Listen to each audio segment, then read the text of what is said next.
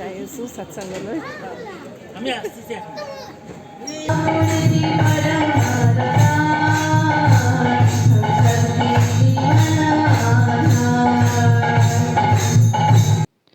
আজিৰ সৎসংগত ইষ্ট আলোচনা কৰিলে বিনয় সিংহ কোঁৱৰ দাই। ইষ্ট আলোচনাৰ কাৰণে সময় একেবাৰে কম আছিলে। সেই কম সময়তে তেওঁ খুব সুন্দৰকৈ ইষ্ট আলোচনা কৰিলে। তেওঁ কোৱা কথাৰ মূল সাৰাংশখিনি মই নিজৰ ভাষাত ক'বলৈ ওলাইছোঁ। তেওঁ প্ৰথমে ক'লে বৰ্তমান পূজ্যপাত অবিন দাই মৰ্ণিং প্ৰেয়াৰৰ ওপৰত যথেষ্ট গুৰুত্ব দিছে।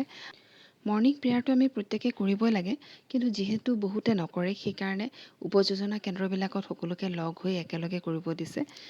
আৰু দ্বিতীয়তে আমি ইষ্টভীতি সঠিক সময়ত অৰ্থাৎ উষা বা ব্ৰহ্ম মুহূৰ্তত যে কৰা উচিত, কিয় কৰা উচিত সেয়া সুন্দৰকৈ বুজাই দিছে। আজি সোণোৱাল দাই তেওঁৰ ল'ৰা দুটাৰ জন্মদিনত দিয়া এই সৎসংগত ল'ৰা দুটাৰ ইষ্ট উজ্জ্বল জীৱন কামনা কৰি ইয়াতে সামৰিছোঁ। নমস্কাৰ, জয় গুৰু।